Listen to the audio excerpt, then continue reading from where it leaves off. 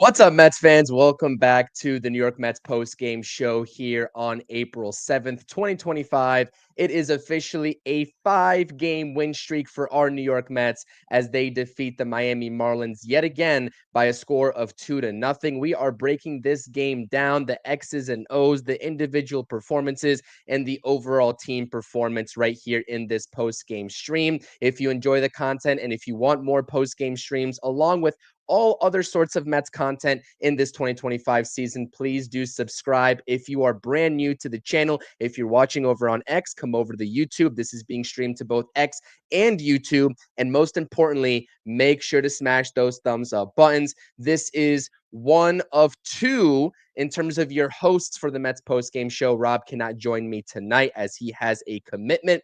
And so I got you all covered with a solo post game here. Again, talking about a 2-0 victory for our New York Mets. And since I said the word victory, as is tradition, let's spam those W's, Mets fans. W's in the chat for a 5-game win streak. Let's get it.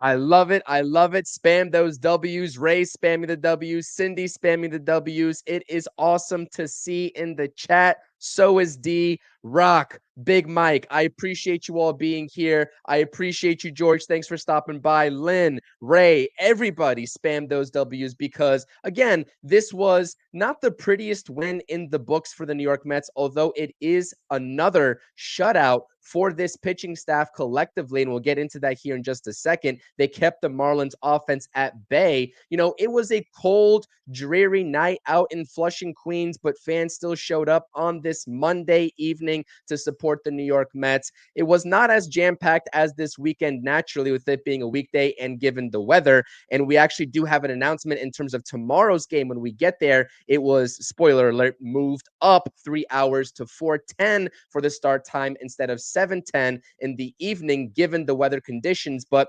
again, 9 hits for the New York Mets. They were kind of scattered all across. I do believe that the top 3 in this batting order accounted for 7 of those 9 hits. And then Mr. Tyrone Taylor getting in that insurance run, which was huge in the 8th inning, the bottom of the 8th, before Ryan Stanek closed it out. And we called it yesterday. And I said it on the video that I released today.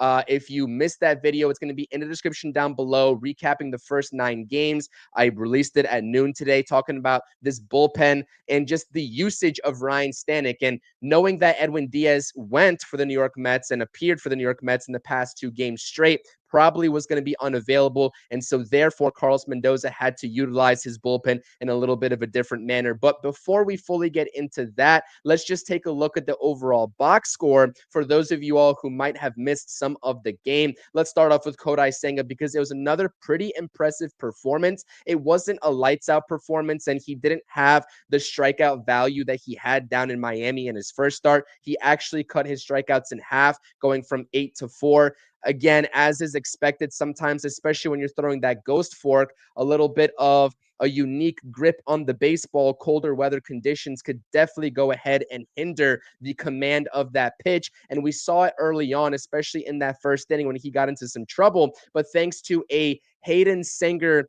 throwout of a Miami Marlins would-be base stealer, and Francisco Lindor applying the tag and sticking with the tag as the runner actually left the bag. You know, that runner would have definitely been safe, but had it not been for veteran Francisco Lindor sticking that tag and staying with it, you know, that runner probably would have been safe.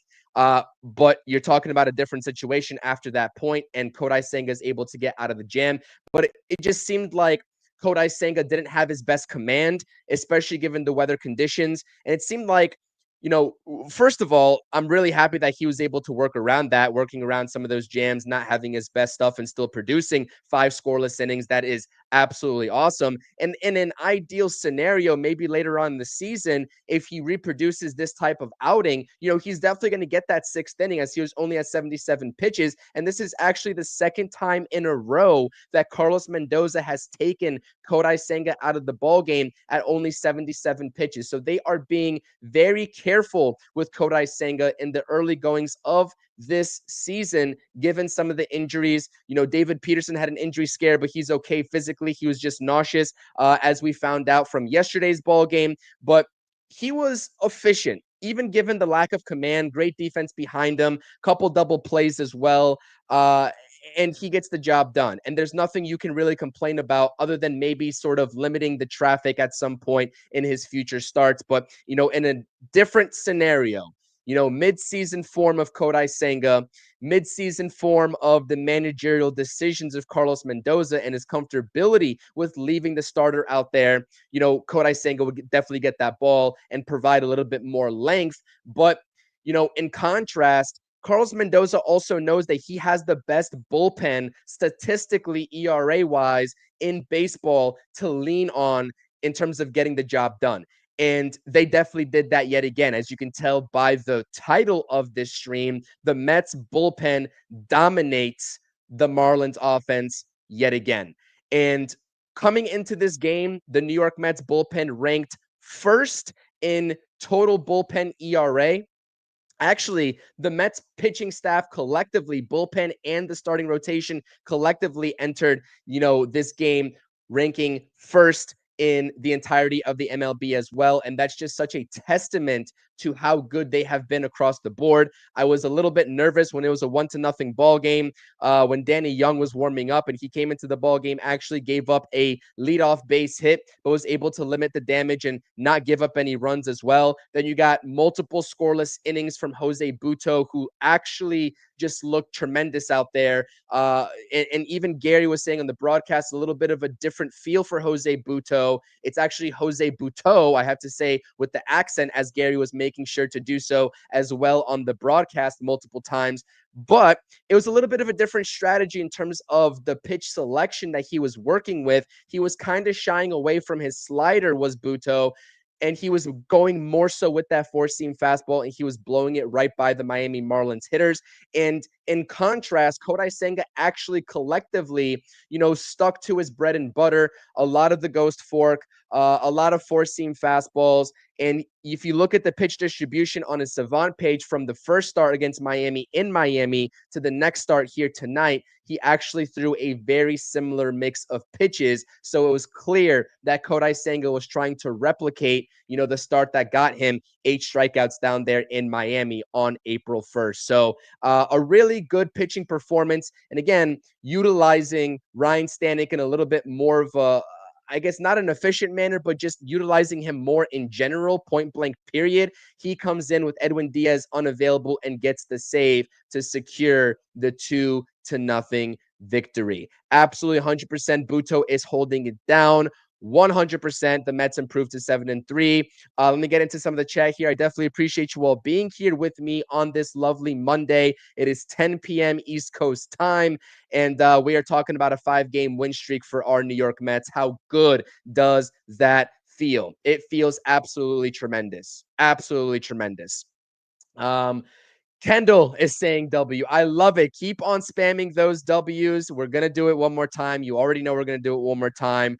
And there you go. Dolo saying it, lowest pitching staff ERA in the major leagues. And that is something that has definitely carried the New York Mets so far this season to these 7 wins. And it's kind of a long shot for them to keep this pace with how good they've been. And so therefore, we're going to have to call on the offense to be a little bit better than they have been. And like I mentioned in my video, again, check it out if you missed it. The link is in the description down below, just giving you a review, a little bit of the individual statistics and the team statistics for the New York Mets. Pete Alonso, no shock. If you look at the Mets and watch them every single day, you would know that he is leading this team in every single offensive category: on base percentage, batting average, RBIs, home runs, you name it. He is leading the New York Mets, and he is having himself a hell of a season.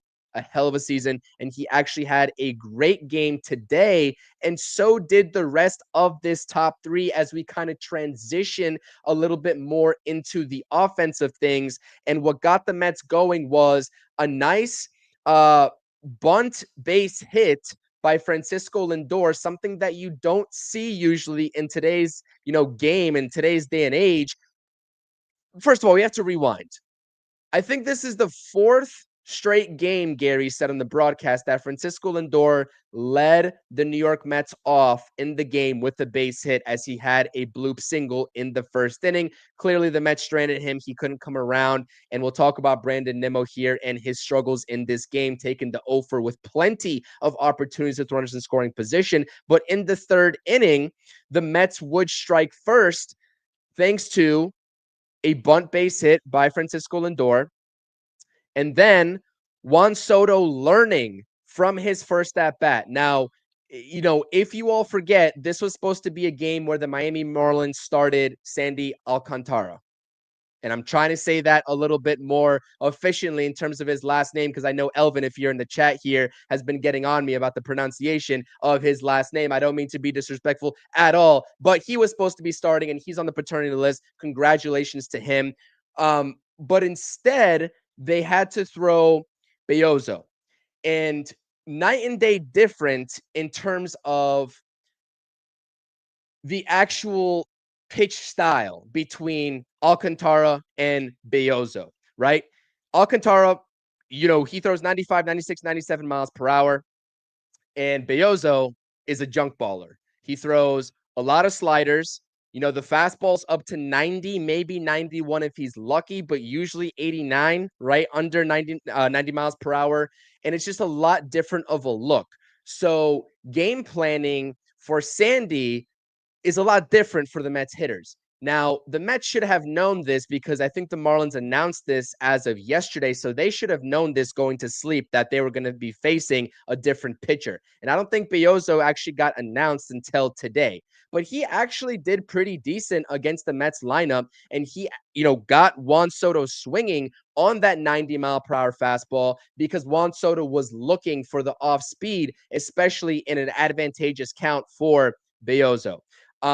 But he made the adjustment in his second at bat to bring in the first run of the ball game, scoring Francisco Lindor with that RBI double. He got a hanging slider up in the zone. It was very similar to the location, maybe a little bit closer to the strike zone in which Beozo got him on the fastball in his first go around. Juan Soto makes that in-game adjustment, kind of flicks it out to left center field the opposite way, and has enough hang time on that baseball to get Francisco Lindor around the bases and to score for the first run of the ball game. And again, when you're talking about, the top three producing and Juan Soto getting off to a semi struggled start, I guess you can say, because he's still getting on base. He's still putting together very competitive at bats, but he's not getting the extra base hits and the home runs that everybody was accustomed to, seeing out of him in the Yankees uniform and his entire career, really, up until this point. But as long as he's putting together competitive at bats, multi-hit game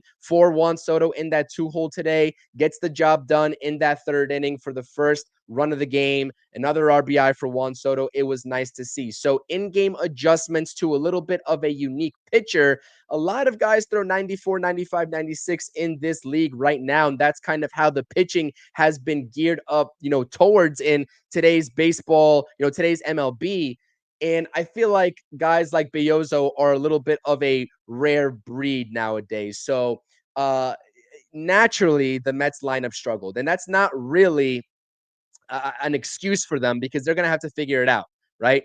There was a lot of hanging sliders and curveballs that Beozo was throwing to the Mets lineup that they simply missed. Multiple times from Brandon Nimmo, multiple times from Mark Vientos. Although Mark Vientos did walk 3 times, his eye at the plate was immaculate today, and he also got robbed of an RBI base hit by Griffin Conine out there with a diving catch in left, which would have been the second run of the ball game. But nonetheless, a lot better at bats for Mark Vientos, but Brandon Nimmo. And let's take a look here at the box score real quickly before we continue so you all know what I'm talking about. You take a look at the top 3 right there, combining for 7 of the 9 total hits in this ball game. Soto goes 2 for 3 with a double, RBI, and a walk himself. Lindor in that leadoff spot, 3 for 4 with a run. And don't sleep on Francisco Lindor right now. I'm going to say this right now. He is turning it around. He heard all of this Mets fan base talking about his perpetual slow starts, and he's like, you know what? I'm not going to wait until May to turn it around. I'm not going to wait until mid-May. I'm turning it around right now. And you're starting to slowly see over the last couple of games that progression into more competitive at-bats and the results following with the base hits from Francisco Lindor, setting the tone for this Mets lineup. And Pete Alonso just smoking baseballs. I mean, he had another baseball that was hit right at Griffin Conine that was smoked. A double for him as well in this ball game off the wall at 114 miles per hour off of his bat. The Polar Bear is locked in offensively and defensively. And I'll tell you all, we'll kind of talk about some of the news that hit the MLB community and the MLB world last night with that Vlad Guerrero Jr. extension and what that could mean for Pete Alonso and the New York Mets. But I really do think that I see everybody in the comments section right now talking about Brandon Nimmo, who takes that 0 for 4 and left a lot of runners in scoring position, a lot of runners on base. He was 0 for 4 with runners in scoring position. And even still, the New York Mets lineup, I believe, if it wasn't for that Tyrone Taylor hit, I believe up until that point, somebody correct me if I'm wrong, they were 0 for 8 with runners in scoring position because the Juan Soto double, Lindor came around from first base to score. So that doesn't really count as runners in scoring position in that metric. But thank you to Tyrone Taylor for finally getting the Mets on the board and a base hit with runners in scoring position that was much needed for that insurance run. But yeah, Brandon Nimmo was just absolutely, I don't really know what was going on with Brandon Nimmo. Popped up a baseball in his first at bat, grounded out multiple times. And I'm not sure if you all noticed this with Brandon Nimmo as the at bats, I guess as the game progressed and his at bats, but he started to go a little bit more open in his stance, right? He's slightly open to begin with, nothing drastic. Honestly, if you're not looking close enough, it looks like he squared up to the pitcher. But it looked like in that fourth at bat in particular, he made it a point to open himself up a little bit more with that lead foot. And I don't really know exactly why he would do that. I'm sure there's a very valid and logical reason for him to do that, right? Maybe he was talking with Barnes or Chavez or whatever. Maybe that was a decision on his own because at the end of the day, he's a major league hitter and he's had success in the past a lot of times, right? But it just, I don't know. And the only reason that I can think of a hitter from experience playing baseball and hitting baseballs is if you think your timing is off and using that open stance as a mechanism, because it's not really about where you start. The stance doesn't really matter. I know a lot of people like to make it a big deal, but the stance is not a big deal. But the reason why hitters change their stance up is for them to get into a little bit more of an efficient load position while getting their timing correct and using that necessity of that first step to even himself up while timing the pitcher. And so that's what I'm wondering. And I'm like, is Brandon Nimmo just not like, is his timing completely off? And is that what he's thinking about in the dugout after he's making each and every out up at the plate? Is he telling himself he needs to go ahead and wait on the baseball a little bit more and stop being antsy? Because it does look like Brandon Nimmo is a little bit antsy up there. He's a little bit jittery, right? A lot of baseballs where that are out of the zone that I'm kind of assessing, Brandon Nimmo is uncharacteristically swinging at. And you can make the case that his approach in general has changed to expand the zone as he has been incorporated into the middle of this lineup. But I think that this lineup is going to really break through once you have the top three rolling, as you just saw in this game, and they have been producing largely over the last couple of games. And then you're going to start to see Brandon Nimmo and Mark Vientos kind of turn it around. And this was a good game for Mark Vientos. The only reason why this was a 2-0 ball game was because Brandon Nimmo just had a game to forget. If Brandon Nimmo at least comes through in one of those situations, you're talking about a 4-0 ball game, and it's a lot less close than Mets fans would like. So, yeah, that's something that I'm definitely going to have to watch out for, and all Mets fans should be watching out for is Brandon Nimmo and the adjustments at the plate. And if you notice, I posted a short on my account, on my channel before the game. I'm curious, if Mendoza also thinks that Mark Vientos is kind of a little bit more locked in than he was in that Houston and Miami series, the first Miami series, because he actually put Vientos back into that 5 spot instead of having Jesse Winker bat there. Now, of course, you'd have lefty instead of lefty, and that's probably why he did it. But again, Vientos gets the nod and bumped up one spot in the order to begin this ball game. And I want to, shout out Tyrone Taylor, because we talk about the bottom of the lineup not producing. We've been talking about Jose Siri and his ability to be a little bit more selective at the plate and drawing walks and getting on base to do damage on the base paths. And it was really awesome to see Jose Siri get in the ball game as a pinch runner for Mark Vientos and come around to score. He uses his legs, stealing a base. He got a little bit lucky that the infielder dropped the ball, because he would have definitely been out if the infielder kept that ball in his glove. But also, scoring on a shallow base hit by Tyrone Taylor. But the bottom of the order and the lack of production in general in comparison to the top 3 or 4 in the lineup consistently so far is what a lot of Mets fans have also been talking about. And somebody's going to have to come around, right? And I'm glad to see that Tyrone Taylor was that guy tonight. 2 base hits, one of which was an RBI. And Gary mentioned it perfectly in terms of trying to understand why Jose Siri has been playing a lot more than Tyrone Taylor in the early goings of this season. And he kind of gave us that answer, right? Jose Siri, the Mets are really assessing what his impact can be on an everyday basis in the lineup, especially in the bottom of the order. Now, he really hasn't had that immediate impact, especially with the home run ball. We saw him hit 20 plus home runs in a Rays uniform. The Mets traded for him, and we're not expecting much in terms of batting average, etc. We know that he's going to expand the zone. We know that he's going to strike out a lot, but if you're just looking at batting average and on-base percentage, it really hasn't been pretty for Jose Siri. And that was kind of expected. And so they're really trying to get a feel for Jose Siri as a collective ball player, as an everyday starter versus a bench bat.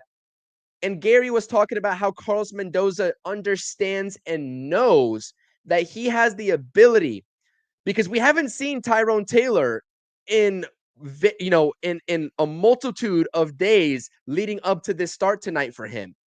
And the explanation that we got on the broadcast was that Carlos Mendoza knows, especially going back to last season, that Tyrone Taylor is a player that got brought in here to be a 4th outfielder, a bench piece, a very good bench piece, but not necessarily an everyday starter.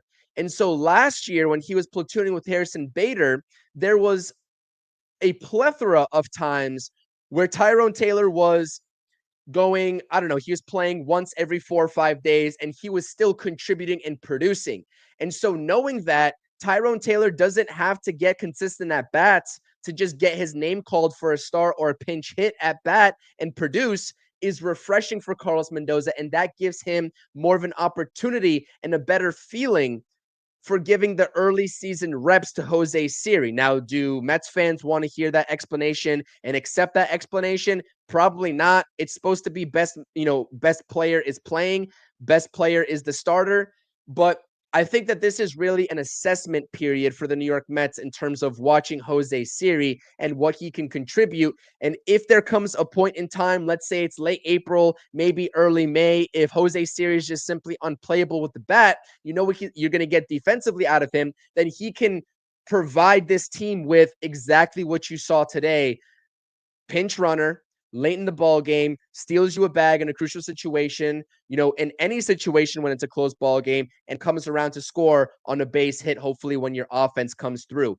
And at that point, if you limit Jose Siri in his role to just that, then you make the argument that you don't really need Luis Angel Acuna on this team when Jeff McNeil comes back, because that's also, if Acuna is not playing every day, I know he got the start and took the over today, really hasn't been impressive with the bat, has turned it around defensively. But if you already are saying that Jose Siri at some point is going to be a bench piece and I guess the speedster, quote unquote, off the bench, then that really makes Luis Angel Acuna's value to this team when McNeil gets back less and less and less. And if you're talking about that, and we're trying to assess Brett Beatty's value, I don't even know what Brett Beatty's value is at that point. But nonetheless, we're not talking about Brett Beatty at this point because he did not appear in this ball game. Actually, he did as a defensive replacement for Mark Vientos. As we just mentioned, he got pinch run for by Jose Siri, and he closed out the ball game in that last inning at third base. But nonetheless, he didn't get the start. So that's kind of where I see the working dynamic and trying to explain the working dynamic early on between the playing time of Jose Siri and Tyrone Taylor and how Carlos Mendoza and the Mets could really be approaching this, if that makes sense. So, and if I'm off base, if I'm wrong, please tell me if you think I'm wrong, but that's really that's really what I see. I don't think it's anything, this means nothing more or nothing less than what I just did, what I just said. So let's get back into some of the comments here. I definitely appreciate you all, as always, tuning in to the Mets post-game show. Please do, if you haven't done so already, hit those thumbs up button, subscribe to the channel for more Mets content. If you enjoy these Mets post-game shows, all the analysis in between from me and Rob when he's able to make it, please do subscribe to both of our channels. Subscribe, hit the thumbs up, and keep dropping those comments in the live chat. And if you want to hear my, or I guess see my takes mid-game, I'm usually live tweeting games over on X. You can follow me on all my social medias on X and Instagram. Same handle is True Mets Talk. Okay, let me get into some of the comments here. I see a couple people agreeing with me in terms of the explanation I just gave between Jose Siri and Tyrone Taylor. King is saying Buto and Stanek, excellent, 100%, 3 scoreless innings out of those guys in this ball game. Stanek was really incorporating that slider that he has early and often, and it looked sharp.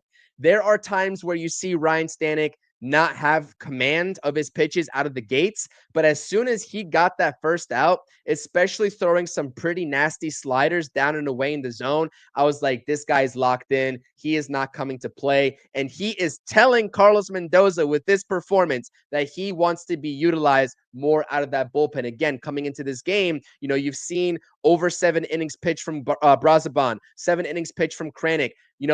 I know that Buto pitched 2 innings in this game, but he came in already having 5 innings pitched. And Ryan Stanek was the lone guy that had under 2 innings under his belt in this bullpen. Even Danny Young was throwing more innings than him and more sample size, having a more of a sample size than him. So really, Ryan Stanek with this performance, he's like, Mendy, give me that ball. Give me that ball in crucial situations. I can do it. And he was really up to the task today. So it was really good to see from Ryan Stanek.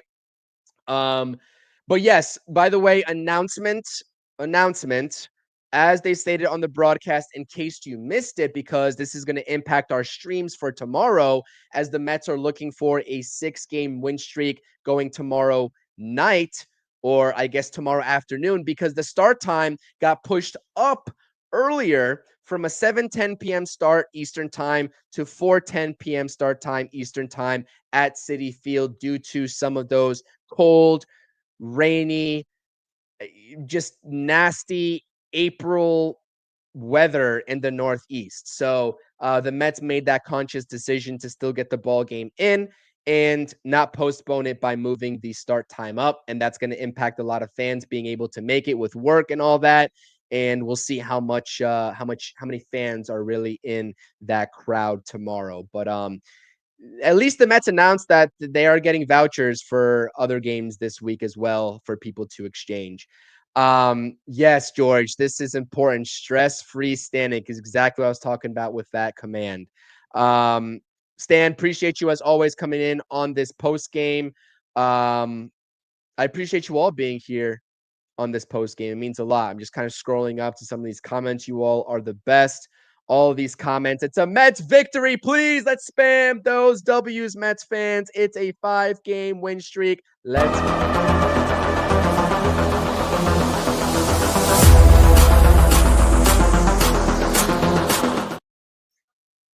All right. The one other thing that I wanted to talk about here, as we're kind of moving along 30 minutes into this post-game stream is, Pete Alonso and this whole conversation about exactly the type of season that he is having so far. I mean, At one point in this game, he had over 1,000 OPS. At one point, I believe after his first base hit, I'd have to look at the updated numbers here. I don't have it up directly in front of me, but he was hitting over 300. Obviously, he has, 11 RBIs on the season now. He's leading the Mets in pretty much every single offensive statistic coming into this ball game, and he helped himself out with 2 hits. Now, the news that broke last night, and I know that this isn't really Mets related, but it definitely impacts the Mets in terms of the negotiations that they're going to have to ultimately deal with in terms of Pete Alonso hitting the open market again if he opts out, which if he keeps this pace, he definitely will. Vlad Guerrero Jr., amongst all the speculation in the offseason and spring training, whether he was going to sign the extension with the Toronto Blue Jays or wait to hit the open market after Juan Soto was able to get around $765 million, he signs out of nowhere. I guess it was kind of rumored that it was close, and Gary was kind of teasing that on the broadcast the last couple of days, but nothing seemed imminent. And everybody in the baseball community, I mean, Rosenthal, Passan, everybody was on top of it yesterday. He signs a 14-year, $500 million extension with the Toronto Blue Jays. That is, if you don't want to do the math, that is $35.7 million a year. He is officially the highest paid first baseman in the league with that. And before that was Pete Alonso at $30 million with that new deal that he got this offseason on a short-term deal.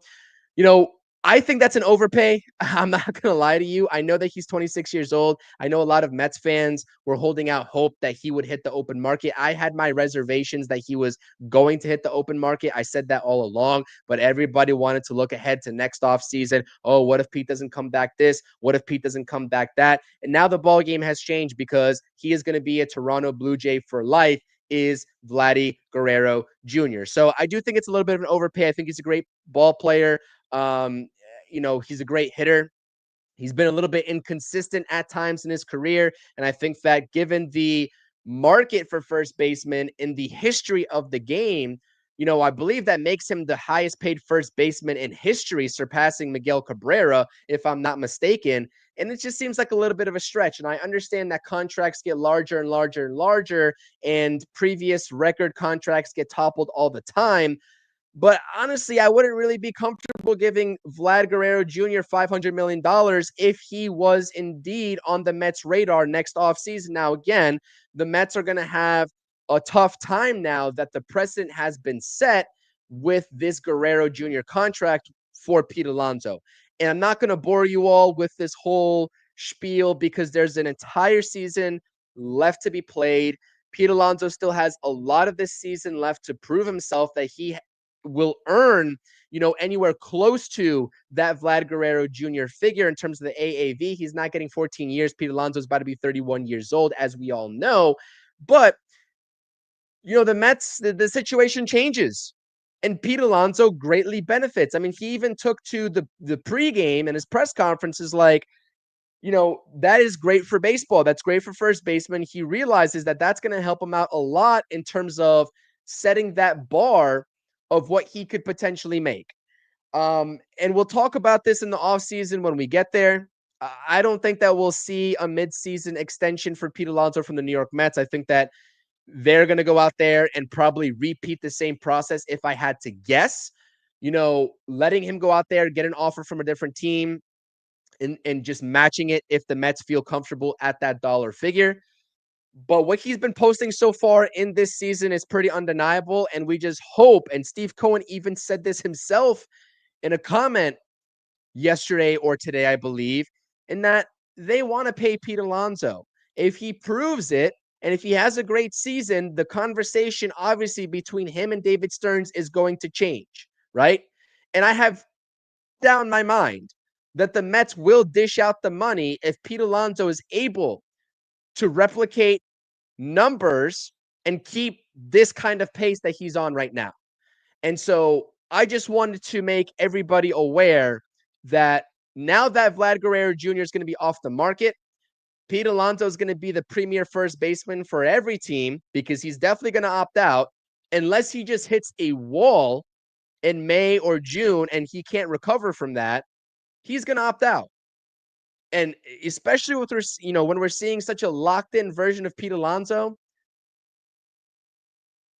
we're going to be having that conversation after this season. So again, it's very early into the season, 10 games. I know I'm getting ahead of myself, but Mets fans did this. Like, they were the ones that were orchestrating this by having all these Vlad Guerrero Jr. conversations about next off season. Let's move on from Vlad Jr. or let's move on from Pete Alonso. Let's prioritize Vlad Jr. And now that's not an option.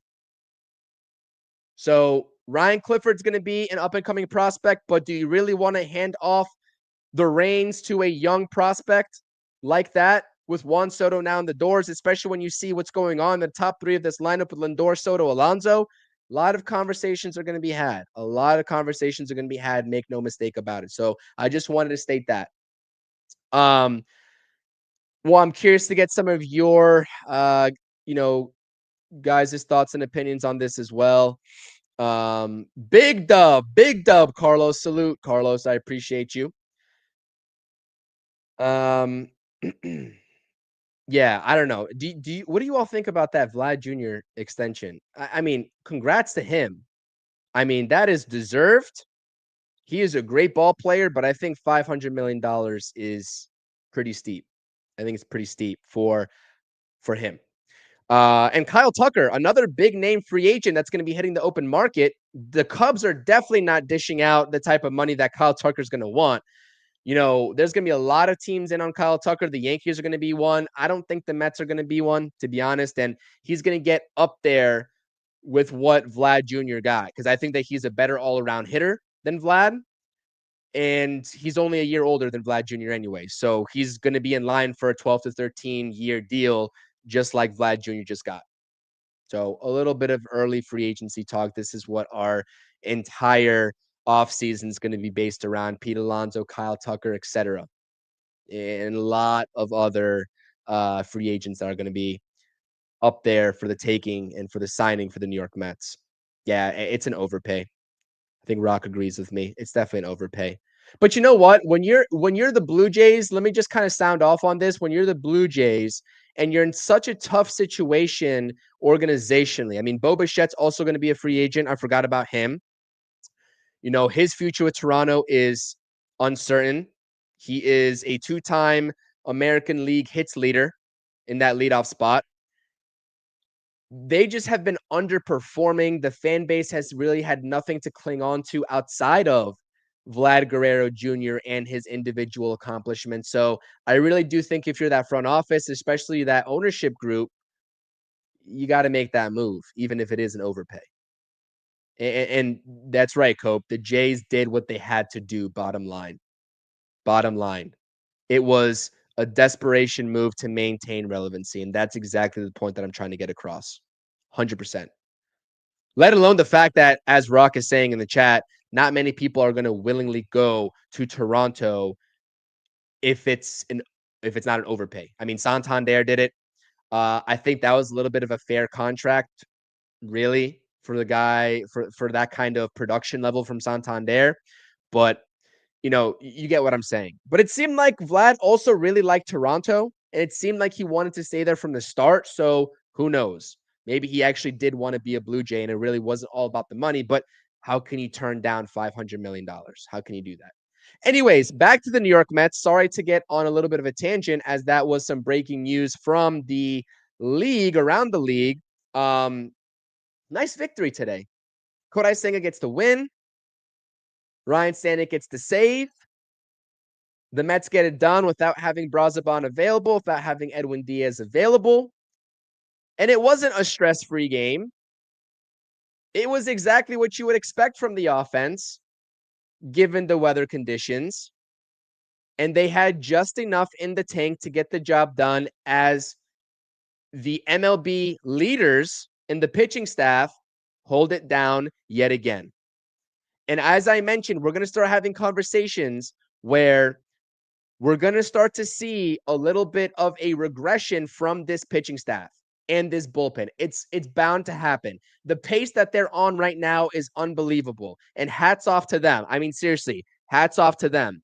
unbelievable what they're doing so far in the first 10 games. And it's just simply not sustainable to go and ask them to do this on a day in and day out basis.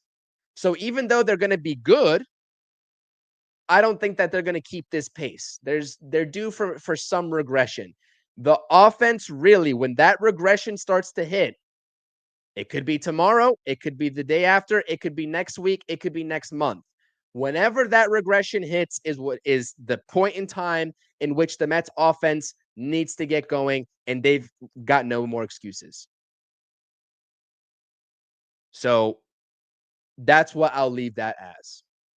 But in terms of what's next for the New York Mets, tomorrow it is a rematch in terms of the pitching matchup between Clay Holmes going for the New York Mets and Connor Gillespie going for the Miami Marlins. This is a rematch of Game 3 in that extra inning ball game where the Mets were just kicking the baseball all around defensively and somehow managed to escape with a 6-5 victory in 11 innings in Miami to take the series victory in the series finale.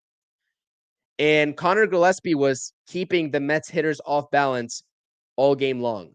He is a VCU product, still very early on into his career, has had decent success over the first couple of starts. I believe his first start was against the Pirates. His second start was against the New York Mets.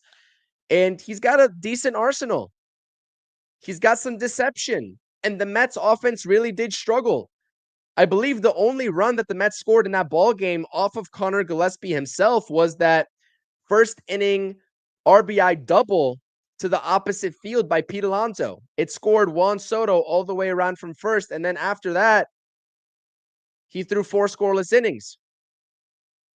So I'm very curious in terms of if the Mets lineup in particular are going to make the proper adjustments to Connor Gillespie. And on the other side of things, Clay Holmes also needs to make some adjustments in terms of his fastball command, because that has been the one weak spot for Clay Holmes thus far early into the season in his first 2 outings that he was only able to produce 4 2/3 innings pitched. Now, again, with Clay Holmes, they haven't been egregious starts, but they haven't been the spring training Clay Holmes starts that we've been accustomed to seeing and that we were accustomed to seeing. So he needs to make adjustments. The fastball command needs to be a little bit better, and it can really start to set up that kick change. Hopefully he starts throwing a little bit more.